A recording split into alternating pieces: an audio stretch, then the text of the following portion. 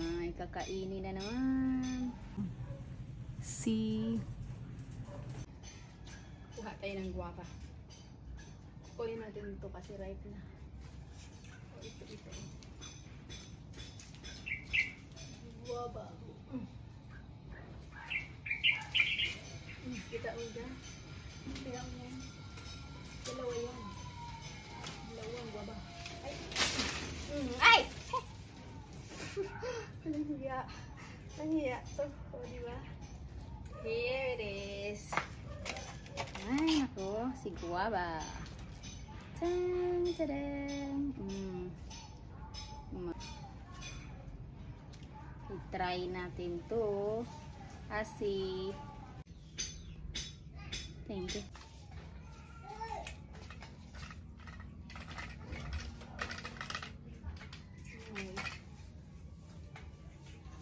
Ito na guys. Daming bunga.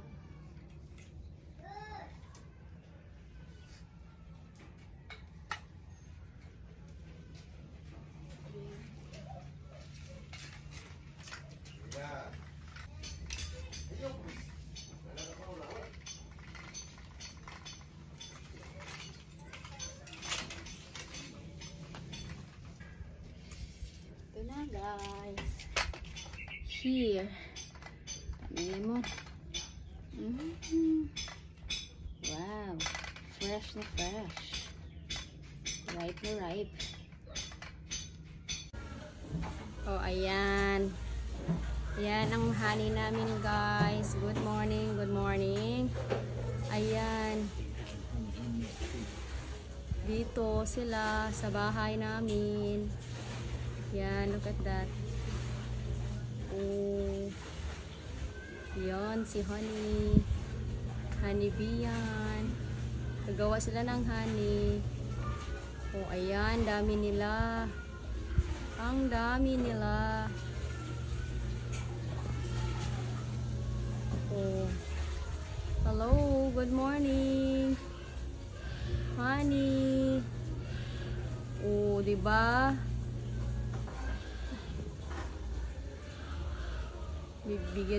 Bigyan nyo kami ng unlimited honey, ha? Oh, ayan na. Oh, wow.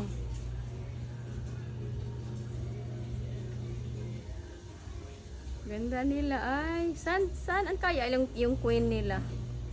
Wow, this one is the good one here, the good spot. Saan kaya yung? They in that tree, you know. Yeah. There's many of them. Oh. Oh. Yeah, before when we cut the thing, there's nothing there. I think they just started this. Oh, kararating lang nila dyan this morning. Nagta-transfer sila. Tapos, gumawa kami ng yung net, nilagay namin doon. Ayun. Yun yung net. Nilagyan namin ng honey. Yun oh. Tika ha.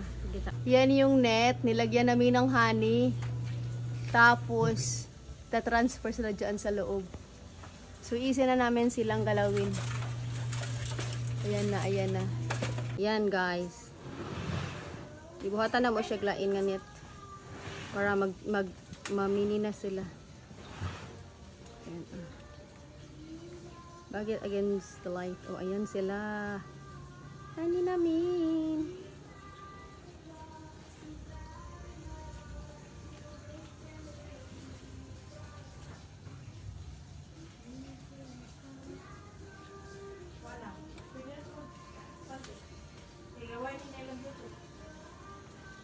Mau ba?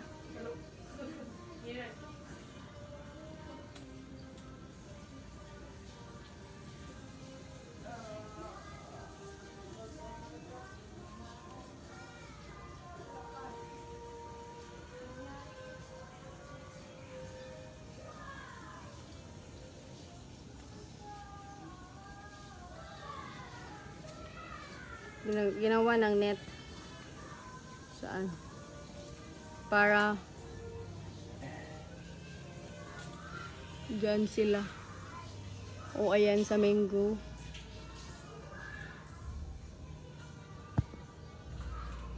Ay, ganda pagmasdan. First time kong nakakita nito ng ano, na live talaga ng personal. O, diba? There, dami nila, oh.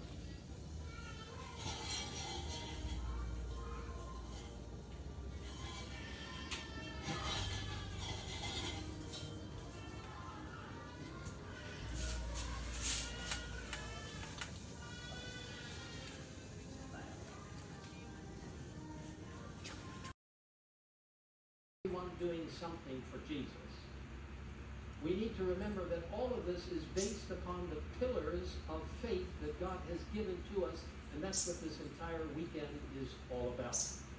Holding the line with the pillars of faith. Those pillars which God has given to His church, His Seventh-day Adventist Church. Oh, so cute. is She a opened her remnant wings. people from the beginning of the establishment of this precious Advent movement.